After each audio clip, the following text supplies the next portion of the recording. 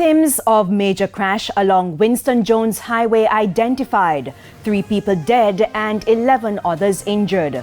Good evening and welcome to Primetime News on air and online at onespotmedia.com. I'm Andrea Chisholm. Also this evening, Real Estate Board wants to plug legislative loopholes as part of plans to combat money laundering. And where are we to go? More concerns about public beach access. There's also the Business Day, sports and weather in this newscast. But before the break, the feedback question. We're asking, what are your thoughts about the postponement of local government elections for a 4th time until February 2024? Share comments online, facebook.com/Television Jamaica, and tweet us at TelevisionJam1.